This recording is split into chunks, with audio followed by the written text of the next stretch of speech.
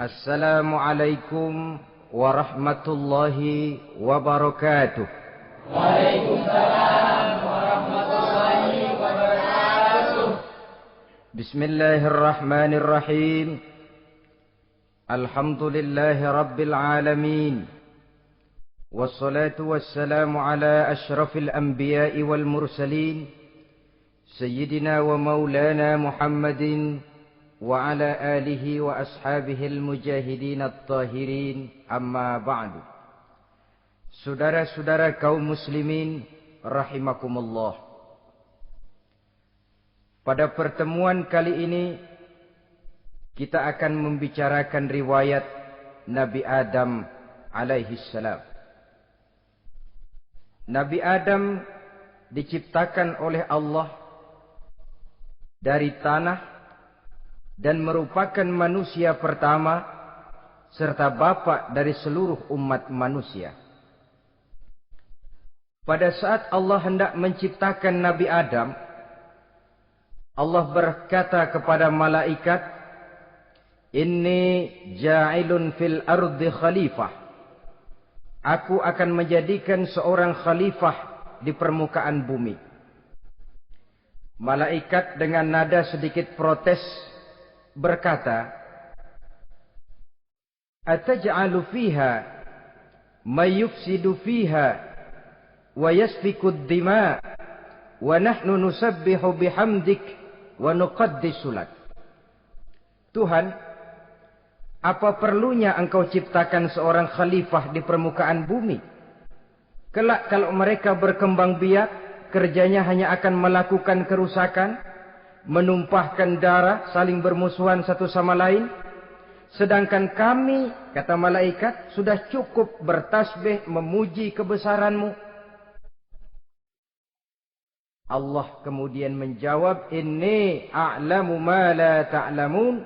Aku lebih tahu tentang apa yang kalian semua tidak mengetahuinya. Setelah diciptakan Nabi Adam daripada tanah, ditiupkan roh, maka Allah kemudian mengajarkan kepada Nabi Adam berbagai macam ilmu pengetahuan.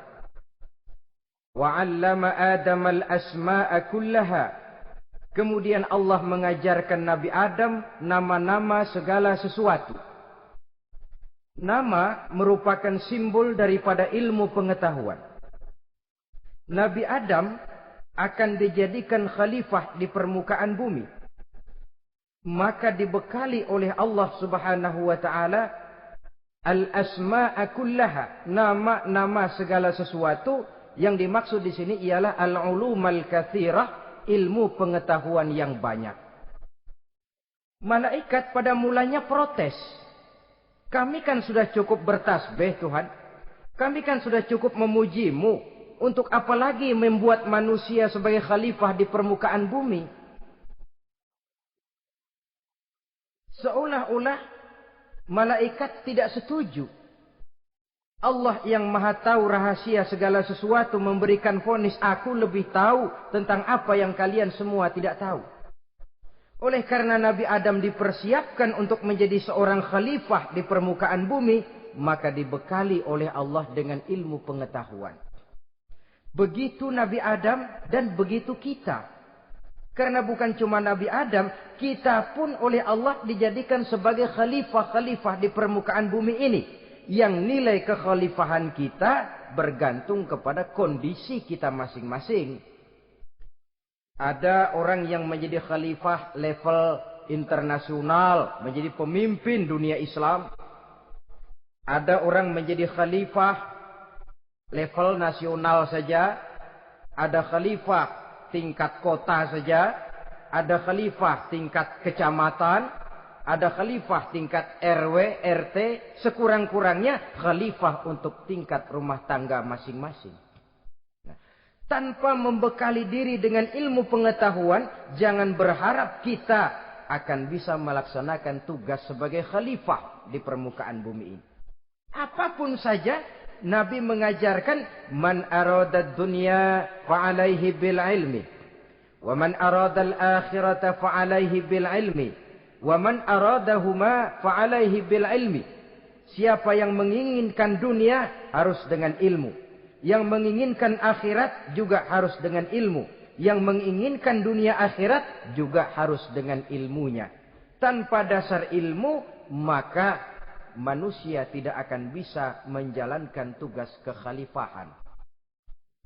Setelah diajarkan Adam nama segala sesuatu, dikonfrontir, dihadapkan dengan malaikat.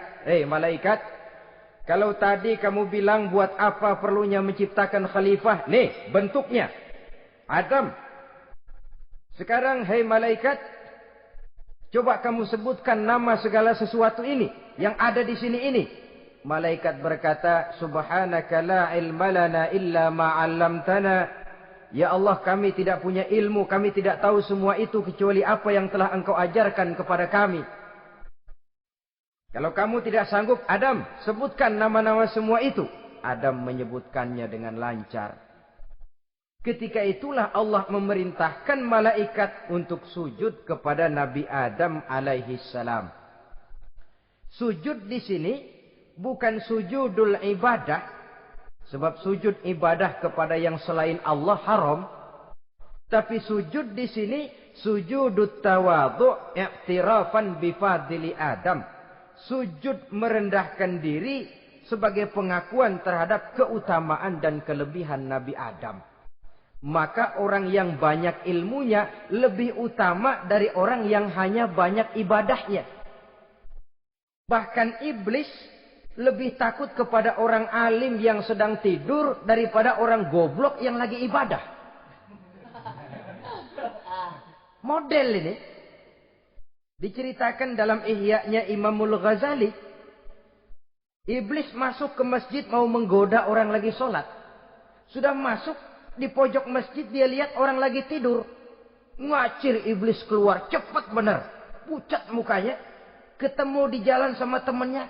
Kenapa lari, Mas?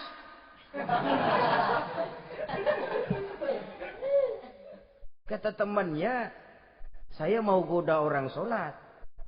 Lalu tiba-tiba di pojok masjid saya lihat ada orang lagi tidur. Saya takut betul sama itu orang. Lari saya keluar. Loh, sama yang sembahyang sampean nggak takut, kok sama yang tidur takut bagaimana? Yang tidur itu orang alim. Yang lagi sembahyang itu orang goblok. Oh, godain orang goblok, saya colek juga dia lupa sembahyang. Tapi orang alim ini saya takut betul. Lah kalau diukur dengan malaikat waktu itu Nabi Adam, ibadahnya lebih banyak malaikat, jelas. Sudah bertasbih, sudah bertahmid malaikat. Nabi Adam baru diciptakan. Tapi kenapa Allah perintah malaikat sujud kepada Adam? I'tirafan bifadili Adam. Keutamaan Nabi Adam. Pantas untuk diserahi tugas sebagai khalifah mengatur kehidupan di muka bumi. Kalau malaikat yang jadi khalifah di dunia ini, nggak rame dunia. Coba, malaikat material, harta nggak perlu. Seksual nggak perlu. Dunia ini hambar. Justru dunia ini menjadi ramai setelah manusia diberikan fungsi sebagai malaikat, sebagai khalifah oleh Allah Subhanahu wa taala. Saudara-saudara kaum muslimin rahimakumullah, setelah nyata kelebihan Nabi Adam, maka Allah perintahkan Nabi Adam tinggal di surga dengan segala kenikmatan yang ada di dalamnya. Tapi lantaran sendirian, kesepian Nabi Adam ini. Allah Maha tahu, maka diciptakannya pasangannya, yaitu Siti Hawa dari tulang rusuk yang sebelah kiri. Sehingga Nabi pernah pesan begini, Istausu bin nisa fa innahunna khuliqna min dhil'in. Hati-hati kamu ngadepi perempuan. Yang tolong dengar nih yang laki-laki. Yang perempuan belaga budak aja dulu lah. Hati-hati kamu ngadepi perempuan. Fa innahunna khuliqna min dhil'in. Karena perempuan diciptakan dari tulang rusuk sebelah kiri. Apa watak tulang rusuk? Tulang rusuk itu kan bengkok. Perempuan tuh begitu. Didiemin aja bengkok terus. Dikerasin patah.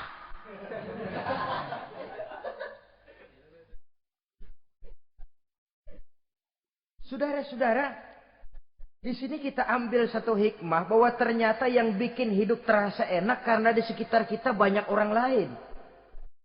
Bodoh manusia kalau dia merasa bisa hidup sendirian. Tinggal di tengah kampung tapi gayanya gaya orang tidak mau kenal dan tidak mau tahu sama tetangga. Jangankan di dunia, di sorga saja Nabi Adam karena sendiri, kesepian.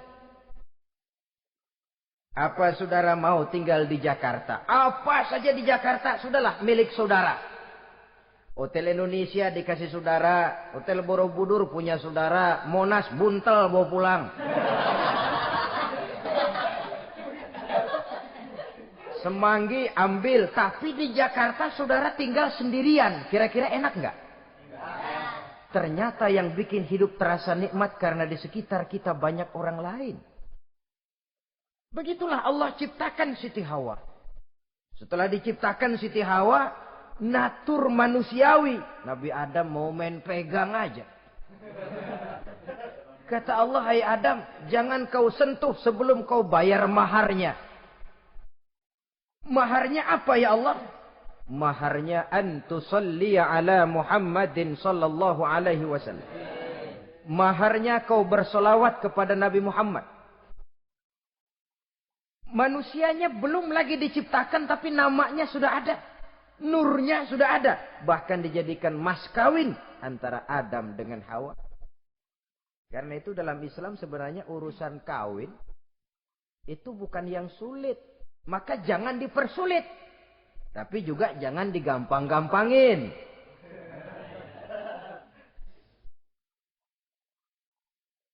Artinya yang namanya mahar ini, walaupun cuma sebentuk cincin besi kalau orang sangat tidak mampu. Bahkan dengan mengajarkan Fatihah saja sah sudah.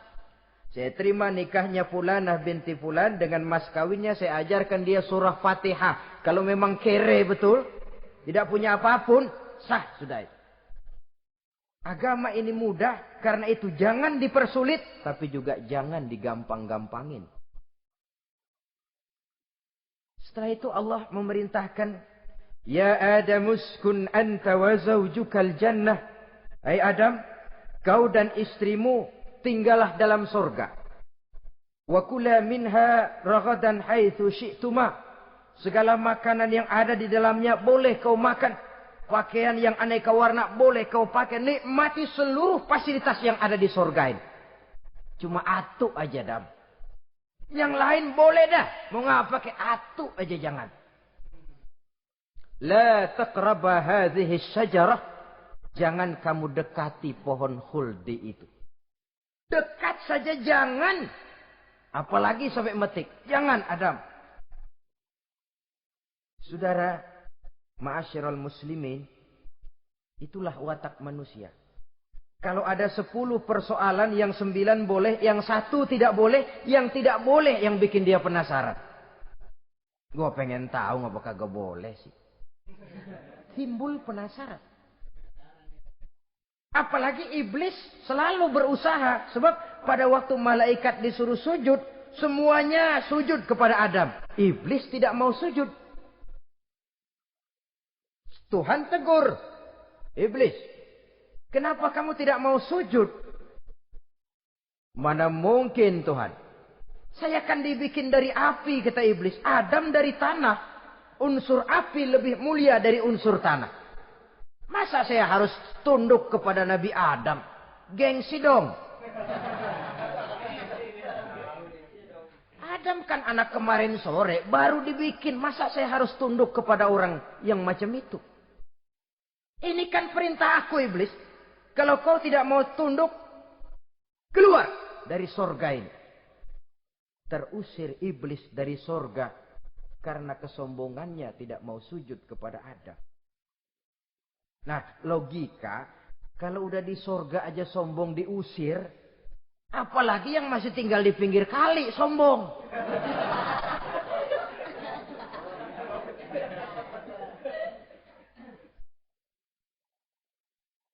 Tapi sejak peristiwa terusirnya itu, iblis bikin proklamasi. Apa proklamasi iblis? Rabbi fanzirni ila yaumi yub'asun. Ya Allah, gara-gara Adam saya diusir dari sorga. Saya minta kepadamu ya Allah, beri saya kesempatan sampai hari manusia dibangkitkan. Kata Tuhan, innaka minal munzarin. Oke, silakan. Mau apa iblis? Rabbi bima aghwaytani la uzayyinanna lahum fil ardi wa la ughwiyannahum ajma'in. Ya Tuhan, disebabkan engkau telah menyesatkan aku, akan aku hiasi mereka manusia dengan kejahatan yang ada di muka bumi ini, dan aku akan sesatkan mereka semua. Ini proklamasi iblis. Gara-gara Adam saya terusir dari sorga, maka sejak saat ini Adam dan seluruh keturunannya musuh bebuyutan saya. Akan saya lakukan segala macam cara untuk menggelincirkan manusia, agar mereka menjadi orang yang engkau murkai ya Allah. Kemudian Allah memberikan jawaban. Dialog ini saudara bisa lihat dalam surah Al-Hijr. Ayat 40, 41 sampai 44. Kata Allah apa? Inna ibadi laisa laka alaihim sultanun illa manittaba'aka minal ghawin. Silahkan iblis. Yang lain barangkali bisa kau goda. Kecuali hamba-hambaku yang benar-benar hambaku, engkau tidak akan punya daya mempertipu mereka. Engkau tidak akan punya kemampuan menggelincirkan mereka. Kecuali kalau memang mereka sudah mau ikut pengaruhmu.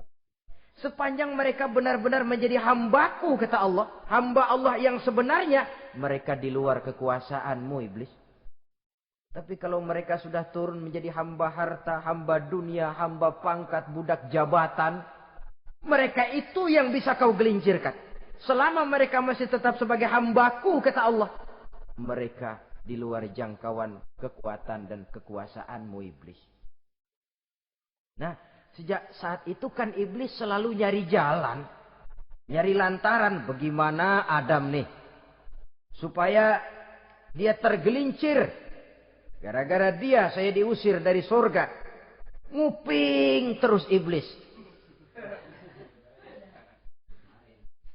Sampai akhirnya dia dapat berita tentang dilarangnya Nabi Adam mendekati pohon khuldi itu. Satu hari dengan muka sedih. Ya, iblis itu the best actor. Aktor ulung dia. Dengan roman muka sedih. Dia datang kepada Nabi Adam dan Siti Hawa. Kata Nabi Adam, iblis, ente kok tampangnya demek amat sih?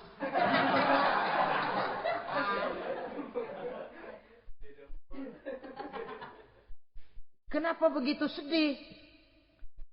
Adam, saya sebenarnya tidak ada yang bikin saya sedih. Cuma saya dapat berita bahwa engkau tidak akan selamanya di dalam surga ini. Wah Adam, kalau engkau bisa tetap tinggal di surga bersama istrimu, alangkah bahagianya saya, kata iblis. Tapi saya dapat kabar, ente nggak bakalan lama-lama di surga. Buktinya ente dilarang makan buah khuldi.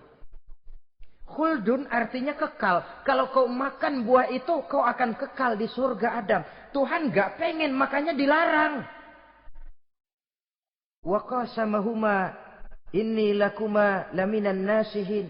Untuk memperkuat omongannya, sumpah si iblis. Bener Dam, saya sih ngomong cuma buat kepentingan ente. Saya sayang sama ente.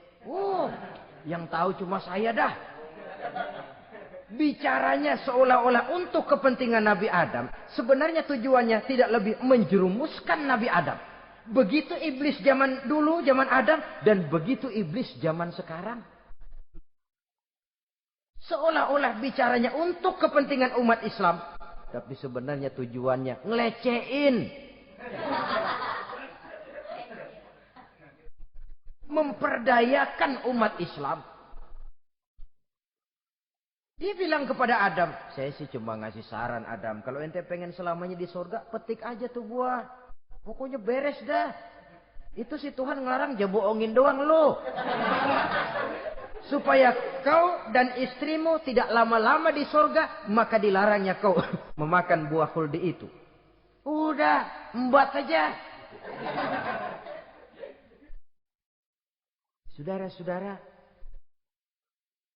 tipu daya iblis ini bisa kita baca dalam surah Al-A'raf ayat 20 sampai ayat 22. Nabi Adam tergoda, ditambah oleh bujuk rayu Siti Hawa. Nabi Adam yang setengah hati itu akhirnya terpancing betul. Sebab itu perempuan, walaupun peranannya tidak begitu kelihatan, tapi memang sangat menentukan. Tidak ada seorang suami bisa sukses jadi apapun dia tanpa peran serta istrinya. Karena itu sebagai muslim, kita punya teman hidup dan kita punya lawan hidup. Siapa teman hidup kita? Dalam arti sempit, teman hidup kita, istri. Kalau dia istri tentu suami yang taat kepada Allah dan Rasulnya. Dalam arti luas, teman hidup kita ialah setiap muslim. Setiap orang yang pandangan hidupnya sama dengan kita. Itu teman hidup. Lalu lawan hidup kita siapa? Lawan hidup kita secara mutlak iblis dalam segala bentuknya. Iblis yang berbentuk halus, ini ngusirnya rada lebih gampang. Konon ya, iblis setan itu kalau dengar orang azan kan lari. Takut dia, dibacakan bismillah, minggir. Yang sulit diusir ini iblis yang berbentuk manusia. Diazanin nyengir.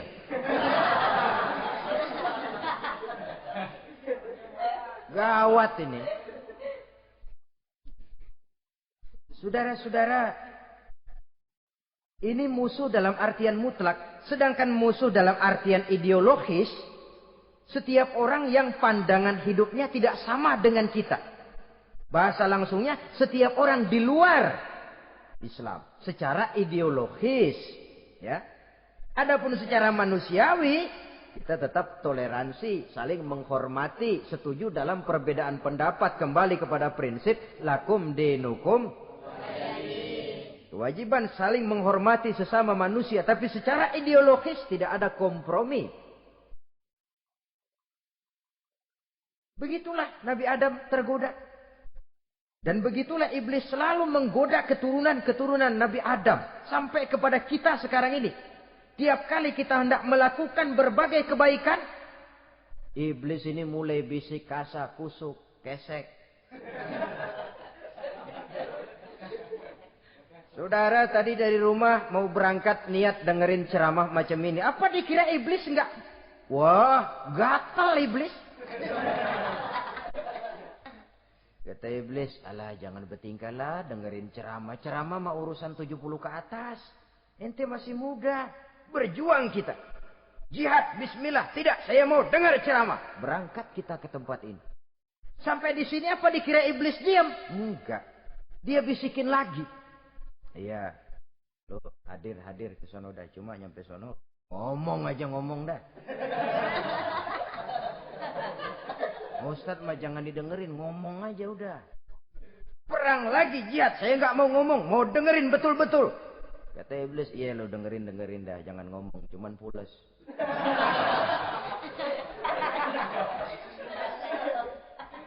Segala macam cara dilakukan oleh iblis untuk menggelincirkan manusia. Ketika Nabi Adam mengambil buah khuldi itu, datanglah murka Allah. Adam, seolah-olah kalau bahasa kita, kelewatan kamu Adam. Dari belum ada aku ciptakan kau. Barangkali kau merasa kesepian, aku ciptakan Hawa. Aku tinggikan derajatmu dari malaikat sampai malaikat sujud kepadamu. Aku perintahkan kau tinggal di sorga dengan seluruh fasilitas yang ada di dalamnya. Cuma satu yang aku minta, jangan dekati pohon khuldi, engkau tidak sanggup Adam. Keluar dari sorga ini. Terusir Nabi Adam dan Siti Hawa dari sorga. Turun ke dunia ini. Turun terpisah lagi. Ya Allah. Orang itu kalau biasa susah, ketemu susah sih menglalap namanya. Makanannya. Tapi biasa seneng ketemu susah. Ini yang kalau tidak kuat mental. Tengoklah zaman sekarang kan nih.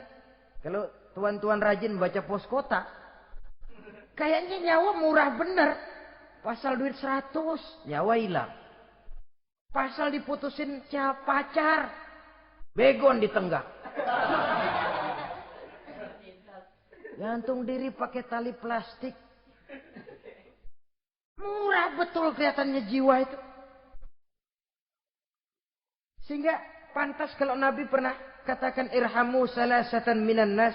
Sayangilah 3 macam manusia. Pertama, azizan zalla. Orang mulia yang jatuh hina. Pejabat tinggi kalau pensiun kesian bener. Ya Allah. Udah nggak ada yang ngasih hormat, tanda tangan nggak laku. Azizan zalla. Orang mulia yang jatuh hina. Yang kedua, ghaniyan qad iftaqara. Orang kaya jatuh miskin. Dari hidup serba ada jatuh melarat. Yang ketiga, faqihan yal'abu bihil juhal. Ahli fikih ngerti hukum tapi dipermainkan oleh orang-orang bodoh yang kebetulan punya kekuasaan. Lalu keluar fatwa sesuai dengan pesan sponsor. Yang halal bisa jadi haram, yang haram dibikin remeng-remeng. Ahli fikih dipermainkan oleh orang bodoh. Kasihan betul. Terpisah Adam dengan Hawa ini. Adapun Nabi Adam turun menyesal dengan seluruh kesalahannya. Sujud, taubat, menangis. Menurut riwayat 300 tahun beliau sujud. Seraya membaca Rabbana zalamna anfusana wa illam taghfir lana wa tarhamna lanakunanna minal khasirin. Ini doanya Nabi Adam. Ya Allah, kami telah zalim kepada diri kami sendiri. Andai kata engkau tidak kasihan, tidak memberikan ampun kepada dosa yang kami lakukan, sungguh kami termasuk ke dalam golongan orang-orang yang rugi. Ini yang dibaca Nabi Adam dalam taubatnya. Di akhir taubatnya, Nabi Adam munajat kepada Allah. Ya Allah, dengan kebesaran Muhammad, ampunilah dosa saya. Allah tegur, kaifa araftahu ya Adam walam akhluqhu. Dari mana kau bisa tahu nama Muhammad Adam, padahal aku ciptakan saja belum manusianya. Kata Nabi Adam, pertama, ketika engkau ciptakan saya, engkau tiupkan ruh ke dalam jasad saya, terbuka mata saya memandang ke bawah arasmu. Di sana nampak dengan jelas tertulis di kaki arasmu, La ilaha illallah Muhammadur Rasulullah. Taulah saya bahwa Muhammad ini orang yang paling dekat dengan engkau ya Allah. Sampai namanya bergandengan dengan namamu di kaki arasmu. Yang kedua, ketika saya hendak menyentuh Hawa, kau juga yang mengatakan jangan kau bayar maharnya sebelum kau bersolawat kepada beliau. Saudara hadirin yang saya hormati, Nabi Adam diterima taubatnya oleh Allah. Kemudian dipertemukan kembali dengan Siti Hawa setelah sekian lama berpisah. Pertemuan itu terjadi di satu dataran luas, di satu padang yang luas, yang sampai sekarang dinamakan dengan Padang Arafat. Tempat para ibadah haji melakukan wukuf, yaitu puncak pelaksanaan ibadah haji.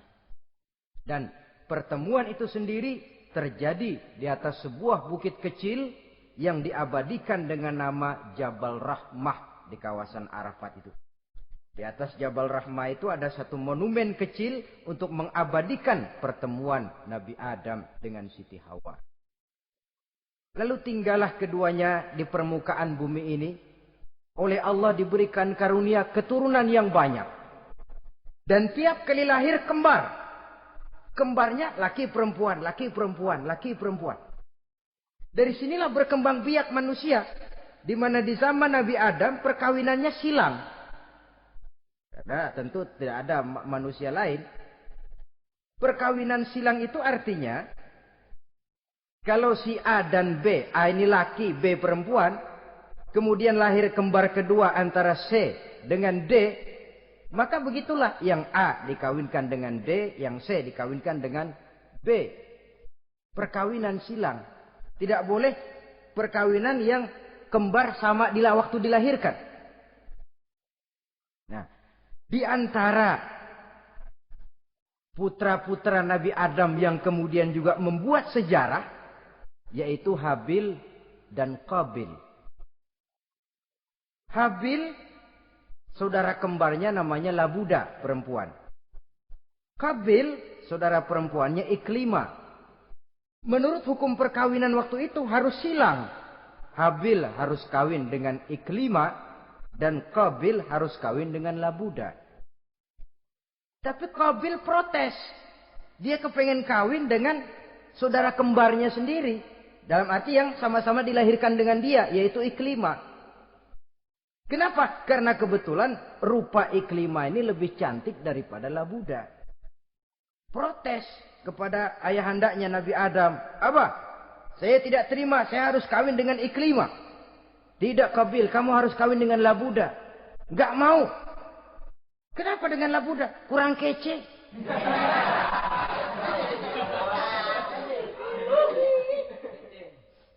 Bertengkar, Nabi Adam tidak berhasil menyelesaikan. Lalu diserahkan saja kepada Allah. Kata Allah begini saja. Bikin korban. Kamu berdua, Habil, Qabil. Siapa yang korbannya aku terima, dia boleh kawin sama Iklima. Ternyata korban yang diterima adalah korbannya Habil. Jadilah Habil kawin dengan Iklima. Tapi Qabil tidak puas. Dendam kesumatnya timbul, iblis ngilikin. Resek. Akhirnya dibunuh saudaranya Habil ini. Inilah sejarah pembunuhan pertama dalam kehidupan manusia. Qabil membunuh Habil. Habis dibunuh bingung. Bagaimana naruhnya ini mayat? Allah lalu memberikan petunjuk. Dalam Al-Ma'idah ayat 31 itu dijelaskan. Ada burung gagak berantem sama burung. Yang satu mati. Nah, oleh yang masih hidup, tanah ini dicakar-cakar sama kakinya dan sama paruhnya. Sehingga berbentuk lubang. Bangkai saudaranya itu dimasukin ke lubang itu lalu diuruk lagi pakai tanah.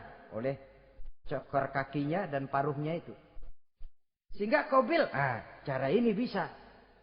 Itulah sejarah penguburan pertama dalam perkembangan manusia. Oleh karena itu, Nabi memberikan penjelasan, man sanna sunnatan hasanatan falahu ajruha wa ajru man amila biha wa fi riwayatin wa ajru man tabi'aha.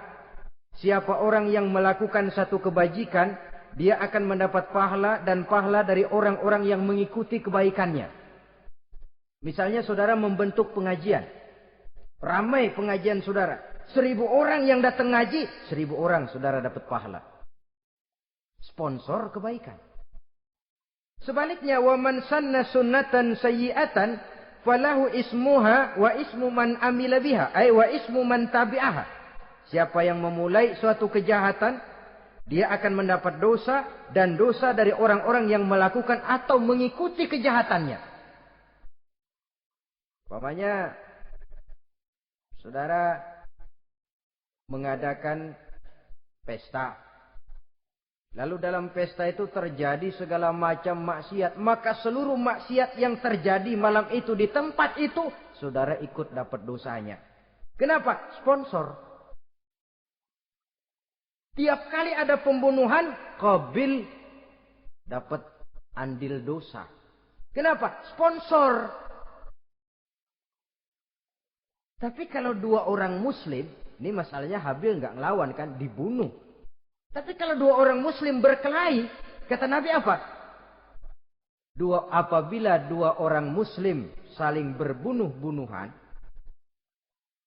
maka al-qatil wal maqtul finnar.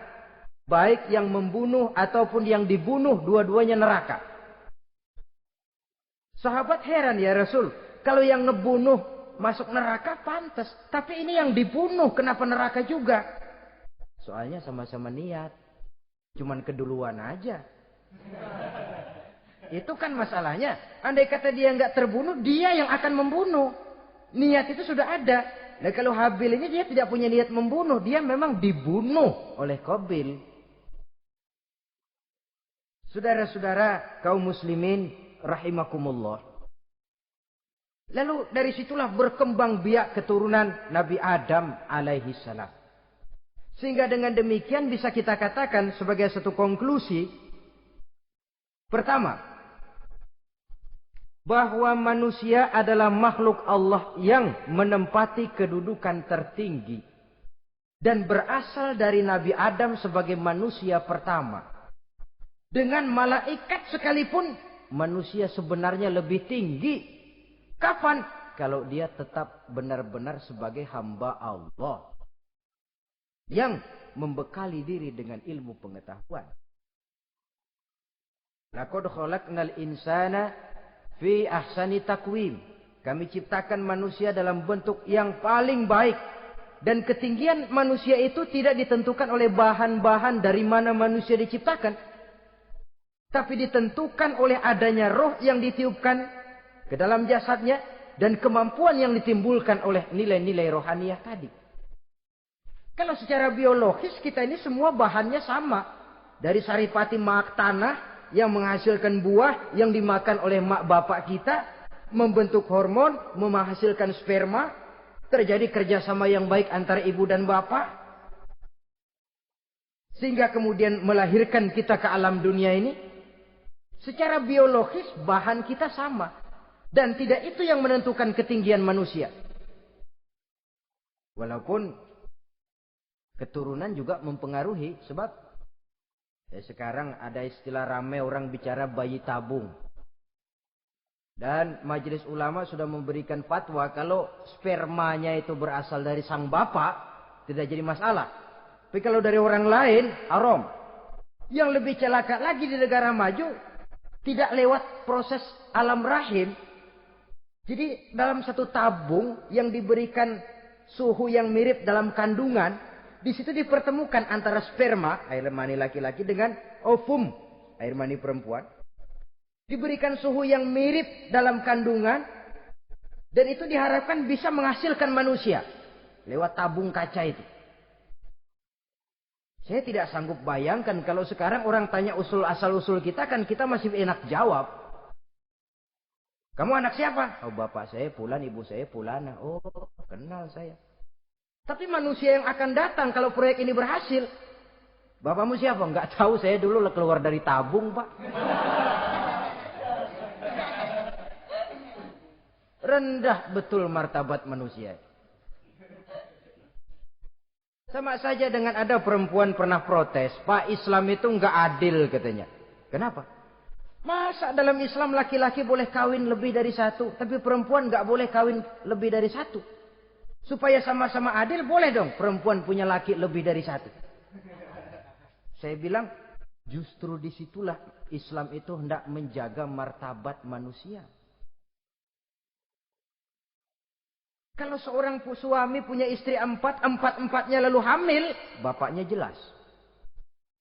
Tapi kalau perempuan satu punya suami 4 lalu hamil, bapaknya yang mana ya?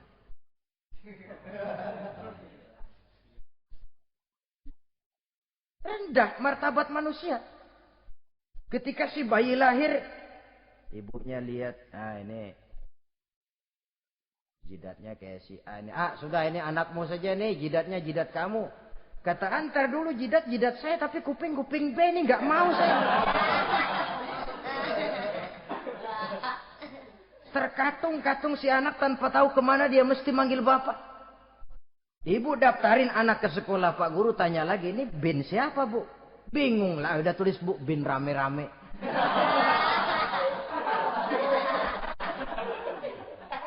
Kan rusak martabat manusia kalau sudah begitu.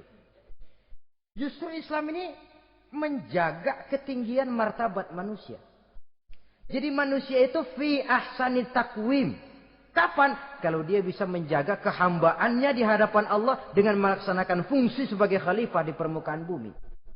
Tapi bila dia sudah tidak lagi menjadi hamba Allah, tidak lagi berfungsi sebagai khalifah, dia sudah masuk summa radadnahu asfala safilin. Kami kembalikan ke tempat yang paling rendah, lebih rendah dari binatang sekalipun. Kalau dia tetap menjaga posisinya lebih tinggi dari malaikat. Malaikat saja sujud kepada Nabi Adam. Apalagi kepada makhluk-makhluk yang lain manusia ini. Tapi kalau dia tidak pandai, lebih rendah daripada binatang. Inilah uniknya makhluk bernama manusia. Dengan posisinya dia bisa menjadi lebih tinggi dari malaikat. Tapi juga dia bisa meluncur lebih rendah daripada binatang. Untuk menjaga itulah diperlukan agama dalam kehidupan kita sekarang ini. Bukan cuma sebagai lipstick, tapi sebagai pedoman, sebagai way of life. Yang akan mewarnai cara kita berpikir, state of mind, rule of thinking. Cara kita memandang kehidupan ini. Diwarnai oleh nilai-nilai agama. Dengan demikian, maka manusia bukan keturunan kera. So, ada satu teori, namanya teori evolusi, yang disampaikan buat pertama kali oleh Charles Darwin. Dia mengemukakan teori bahwa perkembangan kehidupan sesungguhnya di dunia ini menunjukkan mata rantai yang utama melalui apa yang dia namakan seleksi alamiah. Mula-mula dari ikan, melalui seleksi ke amfibi. Dari amfibi ke reptil, dari reptil ke mamalia. Dari mamalia ke mamalia kecil. Dari mamalia kecil ke primat. Dari primat ke monyet. Dari monyet menjadi Homo erectus. Ini teori Darwin. Tapi dia tidak jelas-jelas mengatakan bahwa manusia keturunan monyet. Hanya seketurunan. Seketurunan kan tidak berarti keturunan. Begini saja. Toyota Kijang sama Toyota Corolla itu seketurunan. Tapi Corolla dengan Kijang kan lain. Cuma seketurunan. Dalam arti sumbernya sama.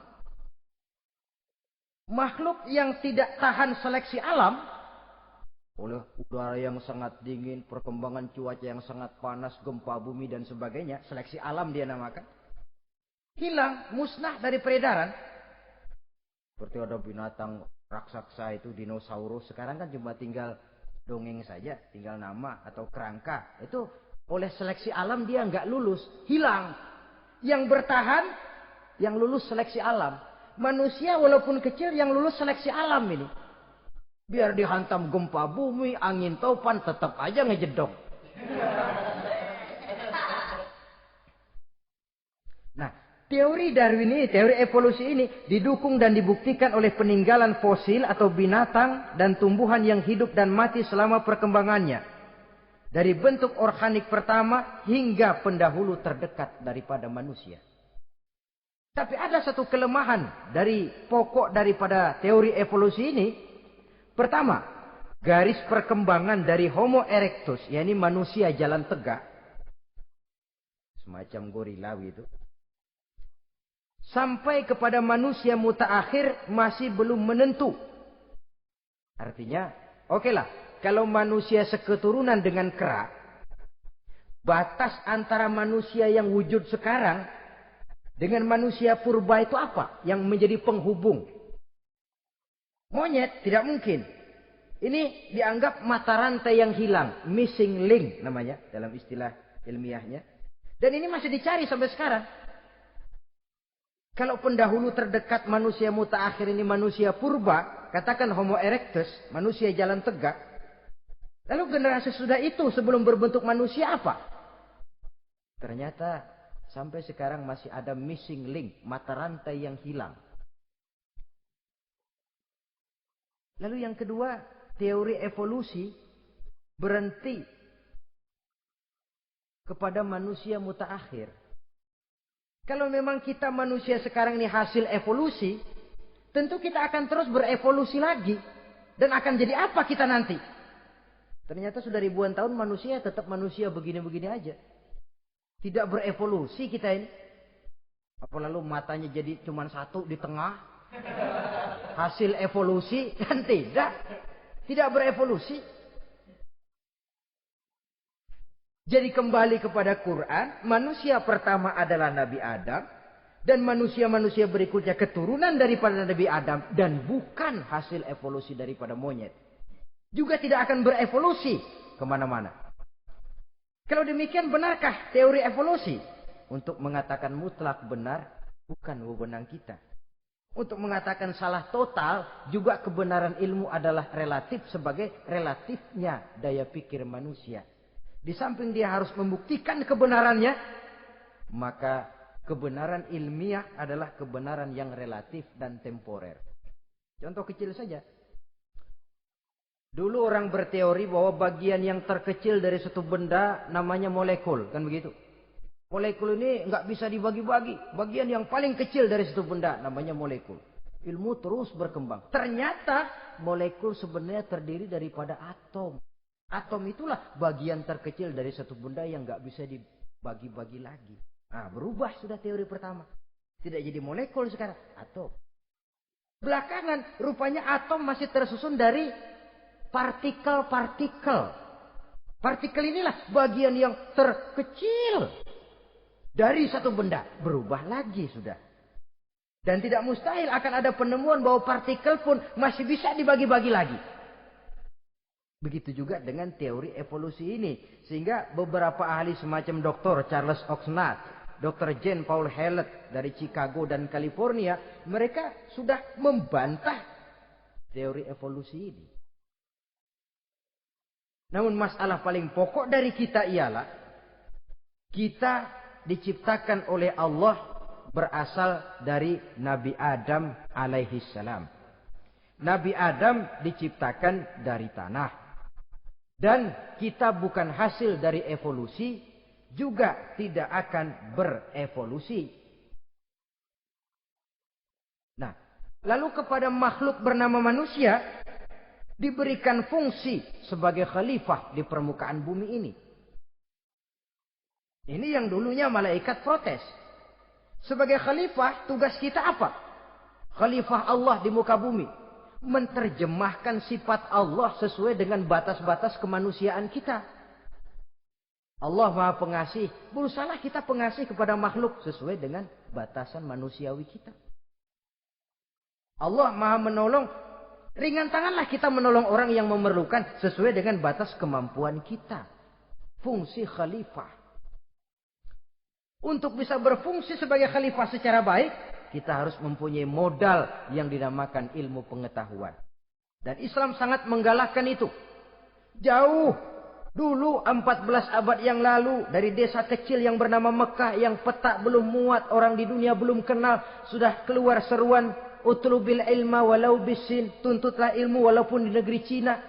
Ngomong Cina di Mekah. Padahal Mekah waktu itu belum masuk peta, belum dikenal orang. Sudah ada revolusi ilmu dan budaya. Belajar walaupun harus nyebrang ke negeri Cina. Lalu ada lagi misalnya alimu auladakumus sibahata warrimayah, kata Nabi, ajarkan anakmu renang dan lempar lembing, lempar cakra, olahraga. Satu tanda Islam agama masa depan. 14 abad yang lalu di Saudi Arabia, Nabi mengajarkan ajari anakmu berenang. Kalau Islam agama untuk orang Arab saja, mau berenang di pasir. Tapi wawasan pandangannya luas. Bahwa Arab sebagian besar memang Islam, betul. Tapi Islam bukannya Arab, itu juga jelas. Sepanjang kita masih menjadi khalifah Allah, maka sepanjang itu kita fi ahsani taqwim. Nah, sebagai khalifah Allah kita bertugas membudidayakan alam ini. Kita kadang-kadang terlalu. Ada ayat, wa ma min dabatin fil ardi illa 'alallahi rizquha. Semua yang melata di muka bumi dijamin rezekinya oleh Allah. Ayat itu betul. Hak karena datang dari Allah. Bahwa rezeki disediakan di muka bumi memang. Tapi rezeki itu tidak turun begitu saja laksana jatuhnya embun di waktu pagi. Kita harus berusaha. Dan usaha manusia mencari rezeki lain dengan ayam. Kalau ayam dari tahun atu.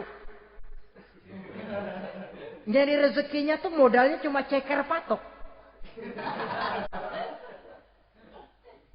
Coba. Dari tahun 1 ayam asal punya ceker, punya patok, sudah dapat rezeki dia. Nggak perlu masuk TK, SD, SMP. Tapi manusia cari rezeki, apalagi zaman sekarang. Persaingan hidup tajam, lapangan kerja sulit, tensi ekonomi tinggi. Masuk sekolah urusan, tamat sekolah urusan. Kadang-kadang dilema juga. Masuk perguruan tinggi negeri sulitnya setengah mati kayak unta masuk ke lubang jarum. Masuk perguruan tinggi swasta yang favorit biayanya selangit. Artinya tanpa membekali diri dengan ilmu, keahlian, skill, kemampuan, fungsi sebagai khalifah sulit untuk bisa kita laksanakan. Saudara-saudara kaum muslimin yang berbahagia. Kalau fungsi khalifah ini mampu kita laksanakan, iblis putus asa sudah. Sebagai khalifah, di satu pihak kita menyembah hanya kepada Allah. Di lain pihak kita membudidayakan alam ini. Ada apa sih di perut bumi? Minyak, gas, timah, emas. Ada apa sih di lautan? Pelajari lewat oceanografi. Membudidayakan alam. Air sungai supaya arusnya nggak mengalir mubazir. Ada manfaatnya, bisa menimbulkan energi yang menghasilkan tenaga listrik. Bisa mengairi persawahan, irigasi. Bikin apa? Bikin dam, membudidayakan alam. Tapi juga mengislamkan budidaya itu. Bahasanya mengkulturkan natur, mengislamkan kultur. Membudidayakan alam dan mengislamkan budi dan budaya manusia ini. Sehingga apapun yang kita kelola dari alam ini nantinya akan untuk menunjang tugas sebagai khalifah, sujud kepada Qadhi Rabbul Jalil. Saudara-saudara, maka bersyukur kita. Oleh Allah dijadikan manusia. Tidak pesan, terima beres, cantik. Dari segi biologis maupun psikologis, tidak ada makhluk secantik manusia. Dibekali dengan agama, di samping akal. Sehingga agama membimbing akal agar sampai kepada kebenaran yang hakiki. Kita sebagai keturunan Nabi Adam memegang fungsi khalifah. Jadi jangan main-main loh. Kita ini turunan Nabi, betul ini. Saudara-saudara yang hadir semua di depan saya ini, termasuk saya, kita gini, turunan Nabi kita ini. Nabi Adam. Jangan main-main loh. Turunan Nabi gini-gini. Nabi Adam.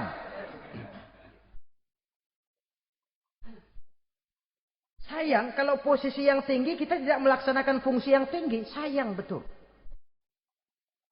Sebab itu manusia harus adil kepada dirinya. Dalam arti menjaga diri dari sesuatu yang bisa menghancurkan ketinggiannya dalam pandangan Allah.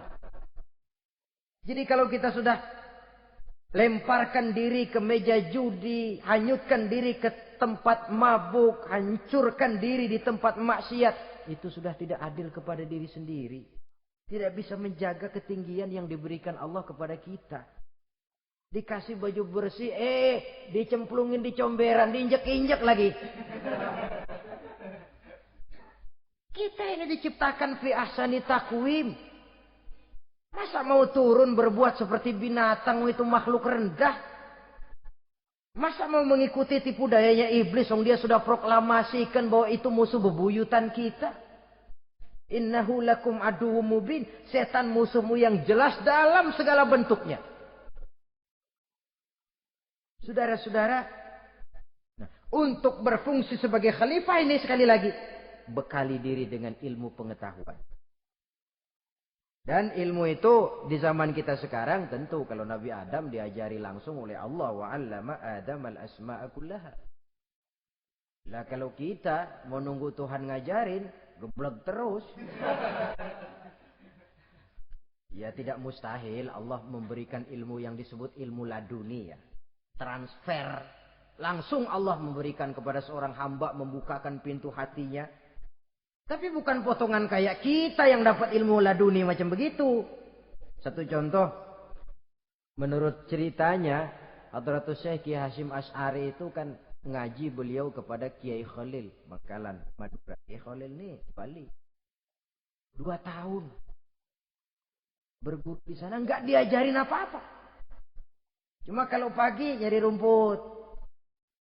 Tiap hari 2 tahun akhirnya. Hadratus saya bilang, Kiai saya kapan diajari? Sudah Hasyim kau pulang saja. Insya Allah kau alim. Gitu aja pulang jadi orang alim. Ya di samping terus beliau belajar ke Mekah. Kita harus melalui proses belajar. Ini untuk menunjang tugas kekhalifahan kita. Sebagai hamba Allah dan sebagai khalifah Allah di permukaan bumi.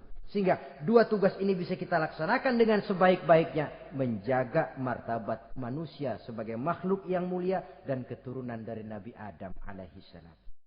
Saudara-saudara, ini sajalah pembicaraan kita kali ini. Terima kasih banyak atas segala perhatian. Mohon maaf atas segala kekurangan.